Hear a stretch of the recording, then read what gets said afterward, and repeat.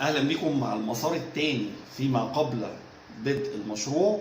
اتكلمنا اول مره على العقد وقلنا هندرس ايه فيه. تقدروا ترجعوا للفيديو السابق لو كان حد فاته يعني، وممكن انزله لكم في التعليقات اللي تحت ان شاء الله. النهارده هنتكلم عن المسار الثاني وهو استلام ارض المشروع.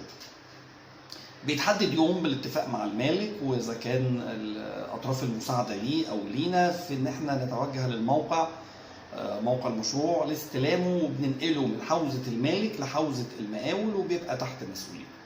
اللي بنعمله في اليوم ده النقط ان شاء الله، الاربع نقط الفور باي فور ما تنسوش اللي احنا هنتكلم عليها النهارده في استلام المشروع. هتبقى عباره عن 4 فرق او 4 مجموعات او 4 تيم هيروحوا من الشركه المنفذه للمشروع اللي هي شركه المقاولات، هيعملوا 4 جوبات مختلفه في نفس التوقيت بتكامل بإدارة الطاقم الفني في الشركة ومدير المشروع.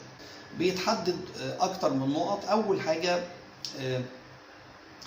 بيثبت ما تم استلامه. أحيانا الموقع كله مش بيبقى جاهز، يعني أحيانا مثلا المشروع بيبقى 40 فيلا في أرض 30 فيلا بس هم اللي جاهزين إن احنا نستلمهم و10 لا.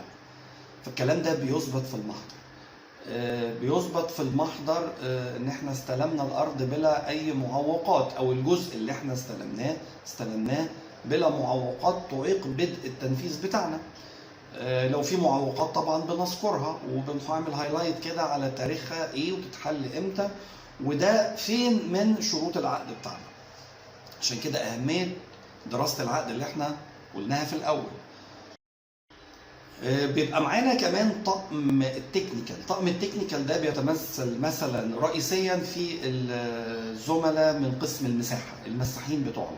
المساحين بتوعنا لازم يشيكوا على ابعاد الارض كويس، بيستلموا نقط حدود الارض، بيستلموا الكنترول بوينت، بيحددوا بشكل مبدئي طبقا لدراسه اوليه عملناها لما استلمنا لوحات المشروع واحنا بندرس العقد، فين حدود كل مبنى لو كان اكتر من مبنى، فين الاماكن اللي نقدر نعمل فيها جسات. ودي بتبقى اول خطوه لينا في تنفيذ مشروع هندسي كونستراكشن مبنى، يعني لو احنا مستلمينه فروم سكراتش من الارض بنعمل الجسات فبنقدر نحددها.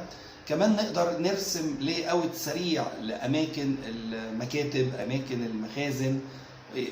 اليوم ده نقدر نستفيد بيه في دراسه مبدئيه، بدل ما بقت على الورق لا نحطها على الطبيعه نشوف ده هل يصلح ولا لا.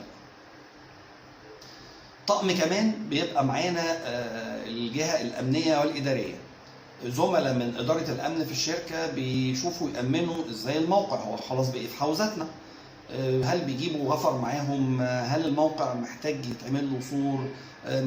مداخله ومخارجه هتبقى ازاي عشان يبقى تحت السيطره؟ خاماتنا لما نشونها ان شاء الله ازاي هنتم حمايتها؟ وجزء اداري كمان. الاداري بيدرس المنطقه دي، هل انا محتاج فيها سكن عمال مثلا، سكن ستاف من المهندسين والمشرفين المتوفره؟ المنطقه دي اسهل طريقه للمواصلات منها رايح جاي ايه؟ هل هنقدر نعتمد على عربيات الشركه في نقل موظفينا والعوده، ولا ممكن نسكن الناس هناك ونستعين بيهم؟ مدى حضاريه المكان ايه؟ هل هو في مدينه سهله الحركه فيها ولا في منطقه نائيه شويه؟ السبل للتعامل في إدارة الحركة واللوجستية بتاعة المشروع ده بيبقى معانا طاقم أمني وإداري بيدرس الكلام ده في نفس التوقيت. في جزء كمان من الزملاء بيبقى مهامه الرئيسية بيبقوا غالبا محاسبين ومندوبي مشتريات أو المسؤولين عن المشتريات، بيدرسوا المنطقة ايه متوفر فيها، ايه اللي اقدر الخامات المبدئية اللي انا اقدر اجيبها من اقرب مكان، الموردين مين. في بعض الخامات احيانا بتورد دائما من اقرب مكان زي مثلا الرمل والسن والاسمنت، ممكن برضو نقدر نعتمد على مين من الجهات القريبه قد توفر علينا وقت وفلوس ومرونه في الحركه في التوريدات اللي ممكن يحتاجها الموقع. كمان ظروف العماله المحليه ايه، يعني احيانا لو بنروح مثلا الساحل الشمالي عندنا بيبقى في ظروف للعماله هناك مختلف تماما لما بنبقى في قلب القاهره او اسكندريه. نوسع الدايره شويه ونقول ان احنا لو في بلد اخرى ظروف تشغيل العماله ايه، عماله السيدات او عماله الاطفال الصغيره، ايه القوانين اللي بتحكم الحدوته دي كل ده الطاقم المحاسبين وبتوع المشتريات يقدروا يدرسوا لنا المنطقة دي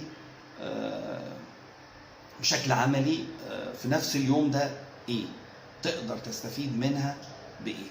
وبكده يبقى يوم التوقيع على استلام محضر المشروع ونقله تحت مسؤوليتنا عملنا فيه 4 اكتيفيتي مهمين جدا. استلمنا المشروع، رفعنا نقط الكنترول بوينت وحطينا ابتدينا نحط نقط بدايه للتنفيذ زي الجسات او الموبيلايزيشن. درسنا الحركه بتاعه الستاف وبتاعه عمالتنا هتتحرك ازاي وهتسكن فين واللوجيستيك كله بتاع المشروع. كده كمان عرفنا نوصل للموردين اللي ممكن يساعدونا وظروف العماله المحليه في المكان ده اللي هنقدر نستعين بيها في المستقبل ايه. زي ما احنا عارفين كلنا ان زكاة العلم نشو. اذا كنت شفت في الفيديو ده معلومة او قيمة مضافة لاي زميل او جروب تقدر تفيده بيها، ما تنساش تعمل منشن او شير. ما تحرمنيش انا وانت ان احنا نشاركوا هذه المعلومة ونستفيد كلنا. اشوفكم في الفيديو الجاي.